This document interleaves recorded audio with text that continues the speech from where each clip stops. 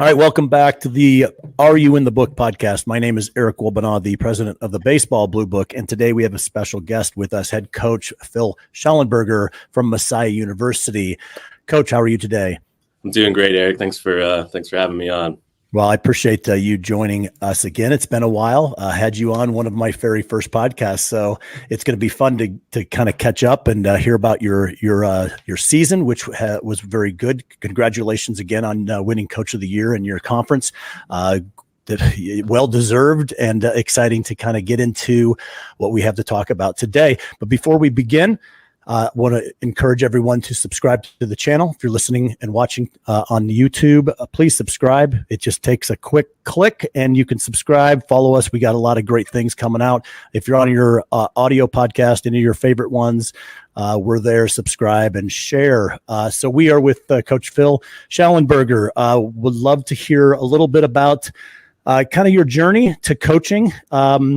For those who have not heard any of the podcast from us, kind of we start out with the journey, get into the philosophy, kind of what players that you're looking for, and then a little bit about your program. So I'll hand it over to you.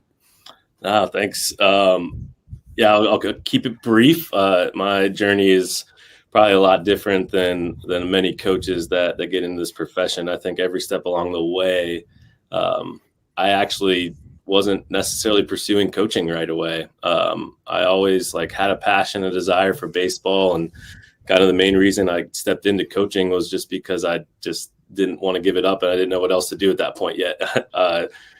Knew I didn't want to sit behind a desk, but I didn't know if coaching was really what I wanted to do. I just had known baseball, and one of the challenges in this game is where you put your identity. And truthfully, I think early on in my career, my identity was found in the game of baseball. So I just didn't know how to give that up, and coaching was the next step. And so played baseball at Geneva College. It was NAI at the time. And then as they made the transition to Division III, I stepped into a graduate assistant role there. And then ended up leaving to take a job in student affairs at a small university outside of Philadelphia, Cairn University, where didn't think I was coaching. They were really bad when I got there. Still not great when I left assistant, but I think eight wins each year I was there. But I went there for a job in student affairs, and the coach just found out that I played baseball and I coached, and he asked if I would help out. And I was like, yeah, sure, I'll help out just to be around it. And kind of laid out the things I wasn't going to do. I wasn't going to recruit. I wasn't going to do this. I was just recently married that year. And so I wanted to make sure I was a good husband at the time. And so did that. I ended up leaving, going to Belmont University down in Nashville. Kind of similar story. Thought I was done coaching. I just kind of gave baseball up and started working in the career field in higher education. And then ended up, again, just missing the student athlete, just kept feeling this draw back to that, back to the game of baseball. And the avenue you can use to impact young people through that. And long story short, ended up having an opportunity to coach with Belmont that year. We're top 10 in about 10 offensive categories in the NCAA Division I. So very fortunate to be a part of that staff with Coach Jarvis and Smitty and some of those guys there. It was just a phenomenal year, and then ended up leaving there to go back to Cairn to take the head coaching job. Just kind of a leap of faith from my wife and I, and wasn't full time at the time. And we just were like, yep, we're just going to go do this. And we were naive enough to do it, I guess. And thankfully we were, got to coach there for about 4.5 years. And just kind of felt like I was hitting a ceiling of where we could get that program at the time. And ended up actually stepping away from college coaching again, still in baseball, but started working with an organization that was starting up a sports complex in the Lehigh Valley, the Power Ballers. And it was great to just kind of see that side of things for a year. But again, just really felt a pull to college coaching, and this job opened up and it was attractive to us. Although we had just moved about 3 months prior to that, it took a little bit of conversation with my wife, and then ended up moving here. And now I've been at the head coach of Messiah for about 3 years. So obviously a lot happens in between all those, but that's kind of the story in brief. Well, it's a similar story, right? Some coaches have more stops than others. There's times when they get the assistant position, and then all of a sudden they become the head coach, and then others they kind of bounce around just a bit, finding the right fit. That applies to coaches as well as players, right? We hear that a lot about finding your right fit as far as where you're playing. It also pertains to coaches, but it's kind of the glory roads. It's the movie when Texas Western when they're living in the dorms, right? You don't know what you're doing. You're trying to raise a family, but yeah. You know this is the right call. This is what you need to be doing. Talk about what that means to you. You said you talked about raising young men. Kind of expand a bit about your philosophy as what you're trying to accomplish in being a position that you are in. Sure. I grew up a pastor's kid. I guess I'm still a pastor's kid. My dad's still a pastor. And one of the things that I always said to my dad was like, I'm never going to be a pastor. Like, I'm just not doing that. Like, I don't want to do that. And the funny thing is when I first became a head coach at Cairn, my dad came to a couple of our games. He heard me talk to our guys after the games, and he goes, I know you said you're never going to be a pastor, but you are. And that was kind of the first time it really started to click with me of the impact that you can have with 18 to 22-year-olds. Yeah. And for me, like, getting into coaching, it wasn't just about developing a winning team, but it was developing this vision and this mission for the players, and ebbs and flows of where I've been in terms of like my mindset, and sometimes solely focused on winning baseball games and saw the detriment that took place, and then kind of a little bit of a shift of what that looked like. And for me, just the desire to coach is so much bigger than just winning or losing a baseball game. We have a unique opportunity as coaches to spend during the season probably close to 60 hours a week with our guys, through bus trips and weekends away, to travel, to playing 40 games in a quick 2-month period. We're together a lot, and we have a unique opportunity to be involved in conversations that other people don't necessarily get a chance to with young men that age. And so for me, getting to use my faith and my love for Jesus through the game of baseball was just something that started to really click, and truthfully, it really wasn't until this year when I really felt I grasped it. Still learning, still figuring it out every day, still going through the faults to the challenges that I have in my own personal walk with the Lord, but also I get to use that as an experience to help our guys do the same. And, but that's really what draws me back to that, in a place at Messiah where we have an opportunity to pursue excellence on the field. They're both together. Like, developing Christian character and pursuing excellence is one thing. They're not separate. And getting to do that just through the game of baseball was just a really incredible thing, and something that I've really loved doing here at Messiah.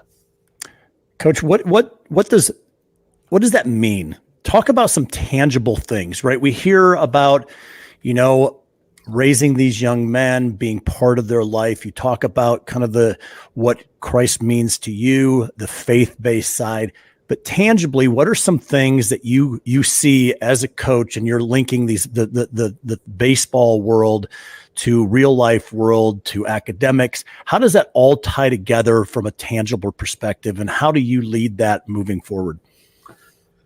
Well, we've all heard how the game of baseball is like life. It's messy. It's challenging. You're going to fail quite often. In fact, more often than you're going to succeed. I mean, we've all heard that, who have been in the game of baseball. But in today's world, in the game of baseball, and what they see and what is praised by our world is, hey, how do you perform? Like, how do you perform on a field? And we did a study as a team. I guess we sat down. It was we were actually in the midst of we had a pretty long win streak in the middle of our season. Having the year we had, you kind of have to have some streaks. And I think there was some pressure to sustain this. We were one game away from breaking the school record, which hadn't really crossed my mind at all until this point, like in the season. And I was just like, I didn't really even know what it was at first. And then I started getting, like they're one game away from doing this. And all of a sudden my mind started getting consumed with, we got to win this game. But just really like throughout the year, it was first me working on my faith journey and walking through that of like, God, like I don't know exactly what you want me to do here, but give me the wisdom to guide and direct these guys. And I think sometimes we complicate things of, hey, we have to have all the answers. But in fact, like normally God wants us to be in a position where we need him, not necessarily thinking we have it all together. And so we did a study in Ecclesiastes. It's just a book about wisdom and Solomon talking about like chasing after the wind. And we sat down as a team, and we're in the midst of this win streak and pursuing to winning a conference championship. And as much as in sports is like, that's the ultimate goal, it's still a chasing after the wind. It's pursuing something that like gives you joy momentarily. Right. I mean, for example, we just got one of our guys won player of the year in the conference. Like you mentioned getting coach of the year, like there's a plaque, like that's going to collect dust. It's going to be meaningless here in a week and maybe a day probably. And if my wife would say it's probably meaningless right now, that she would use it as a coaster. But for me, like it was helping these guys and myself, truthfully, it's a chasing after the wind, hitting 400, hitting home runs. It's chasing after the wind. And the conversations that got to take place because of that, where our joy is found in our relationship with Christ, not in our identity in him, not winning a baseball game or hitting 400. And there's a really cool story that I didn't actually know about until we did our end of the year meetings with our guys. And we had one of our right fielder who tied the school record for home runs this year, and our center fielder who hit 10 home runs this year, who got player of the year, gets out. And like he's hitting, like he's conference player of the year. He's having an incredible year. And he gets out and he goes out to center field. He's talking to our right fielder. He goes, why am I so angry every single time I get out? Like, why am I just so mad and frustrated whenever, like, I know I'm having a good year, but like I get out one time in a game and it's the worst thing that's happened to me in the world. And our right fielder kind of struggled with the same thing. And he just looked at him and he said, it's because it's never going to be enough. Yep. It's never going to be enough. And the only thing that is going to be enough is our identity in Christ. And I didn't realize this happened. This was about 3 weeks left of the season. And I saw a shift in the body language our center fielder had. His performance honestly went up, not backwards.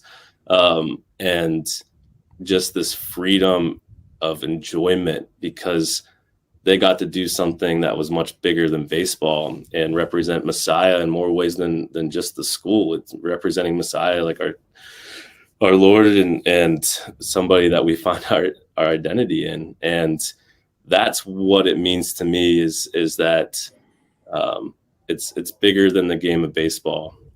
And today we want to have all these things, these things that we're chasing after. And I just actually sent a message to my wife this morning as we're looking at buying a house and the stress of like the finances, but it's trusting that God's going to take care of the details if this is where he wants us. But it's also the things or awards or trophies. It's just a chasing after the wind. You're never going to catch and it's never going to be enough. And when you catch it, what do you do with it? Yeah. It's you can't bottle the wind. Yeah, exactly. And so that's really what that means to us and yep. What I get to have the opportunity to do. And I'm learning in my own life. Like I struggle with that daily. So it's not like something I'm teaching them because I haven't figured out. It's like they're usually teaching me just as much as I'm teaching them. So it just has been an incredible year because of that, to see that growth in our guys and in our coaches too. That's great. So with that, understanding the philosophy that you really take and I love it. I appreciate you sharing kind of your faith and the stands. apply this to baseball recruiting. You had a great season. You're already, hitting the road and looking for your next teams. And, in baseball, it's never over, right? It just goes from one chapter to the next chapter. What type of players, if you could expand a bit on that, everything from skill-based to faith-based to personality, what are you looking for, and what advice can you give to players, parents, the ones that are listening to this podcast, on preparing them for that next step, collegiate level, and kind of how you and what you're looking for with that? Yeah, obviously we have a niche school, which I think is an advantage. I think some people would see it as a disadvantage because it's like, well, your net that you're casting is a little bit smaller. But I actually see that as something that's exciting. Once you find the right players, the fit is there. And obviously we want players that want to be a part of Messiah for the right reasons. And we have people that are all in different facets of their faith journey. It doesn't mean like, oh, I have it all figured out. Like, truthfully, I would rather have somebody in our program that is excited to learn what that looks like, because they see what we have and they understand there's a little bit of difference between how we go about developing our team and our culture, than somebody that says all the right things, understands what Messiah is, and then doesn't really want to pursue that. And so we have people with all different facets of their faith journey. And obviously, depending on position, it looks a little bit different of what we look for out of our players. But we want guys that can compete no matter the circumstance. And I know people talk about competing as like, oh, we want somebody that's just a competitor. Well, what does that mean? Like, I think we use words, but we don't like expound upon that. Right. And so I'll just use an example from last night. We went to see a pitcher that we've known about for a little while, have heard great things about. Got to see him throw one other time at a showcase, and then went to a state playoff game last night that he was pitching in. And he was, they lost 11-4, and he gave up 7 runs, a couple home runs. But what was impressed me the most was his body language, his support of his teammates, and the way he carried himself on the mound did not change. And this is a junior in high school. Like, that's a maturity beyond years that I know I didn't have that when I played in college. But understanding that for us is something that's so important. The character of who they are is so important. The integrity, the honesty that they have with their teammates. And there's a kid that we were like, man, I got to see him play because I was watching somebody else. And I was like, man, this kid's really good. Like, he was hitting 3 hits a day, like game that we went to, like double after double. And I couldn't tell you how many people like I asked about, and they were like, you don't want him. And it was the character. It was the things that took place outside of the game of baseball. Incredible player on the field. Doesn't mean that he's not going to continue to grow and develop as a person. That obviously comes with time and maturity and experience. But for us, that is important to us. Like, how do you handle adversity and what do you do when no one's watching? And for us, like, if you're pouting or in a tough spot in a game, like, that kind of shows that there's you don't have that edge that we're looking for. In terms of bringing in players. And kind of what we share with all of our recruits is, hey, here's where you'd be in the depth chart coming in. Everybody has the opportunity to compete for it, but you're going to have to go up against 2 other guys for that spot. Yeah. And we've had people tell us no because of that statement right there. But we also have had people that have like, yeah, I'm not afraid of that. Like, let's do it. But the cool part about our culture and doing it from a faith-based perspective is we're all pursuing excellence. And we understand that if that person behind me is pursuing excellence and working to be better, working to be the best that they can be, they're only making me better because I know I have to work harder. And that person that's ahead of them isn't trying to they're trying to help them. Right. Because if they're both at their best, that means we're getting closer to our best. And that's what we want. We want guys that aren't afraid of that and aren't going to leave, like in the transfer era of college baseball, aren't going to leave because they're afraid to compete. They want to work, and the better we get, the harder it's going to be on the field early. Like, and that's something that keeps me up at night sometimes is knowing we have really great players that aren't playing right away, but competing to every day to get to that point. And we have freshmen that play every year, but that doesn't mean that you're going to be guaranteed to play. Like, you have to be able to come in and compete, because them competing is making this player better, and vice versa. You just covered a lot of topics there, Coach. The first one I want to ask about is the character perspective, right? We've got parents that listen to this. Character isn't something that you can learn in the summer. Character is something that is taught and learned throughout the entire life. I mean, you as a young dad, you starting to understand how, okay, what I do when these boys and girls are 3 and 5 years old are going to help them when they're 17, 18, talking to a coach like you, looking at their character and what they're doing, when nobody else is watching, right? I think that's something, a message to the parents of going, start early, make sure that you're building and instilling character that is going to affect how they are when they're older. The second one you talked about is transfer portal. I love that you brought it up. What a mess and what a crazy topic in the old baseball world and collegiate sports, across all amateur sports. You brought up a really interesting point there. You said with all the transfers, bringing those people in with the character, how are you handling it? Expand that on a bit. Just knowing that people are looking elsewhere if they aren't getting playing time. How do you kind of sift through that? How do you figure out? I know it's not a perfect science, right? It's more of an art, probably, when you're talking to players and going, you're going to need to compete with this. But that's during recruiting, right? 6 months into it, and they're sitting there. Boy, they might have a whole different tune, right? Of going, hey, what about the transfer portal? All I see out on X is the thousands of kids pushing their stuff out there. Talk a bit about that. Yeah, obviously there's a lot to this that's more than just a black and white answer, but definitely operates a little more in the gray. And I think it's not, I don't want to sit here and say like, hey, the transfer portal is the worst thing in the world. I think there's accountability on both ends. I think there's accountability on the coaches to care about every single one of your players. And I'll be the first to say, like, that's a challenging thing to do with a roster around 40 players. Of how are you caring for that last person on the bench that isn't going to be able to help you on the field at all right now, the same as you would, if not more, honestly, than your best player. And it's a challenge daily for me, especially with having a 5-year-old and 3-year-old at home and being a good husband, a good father.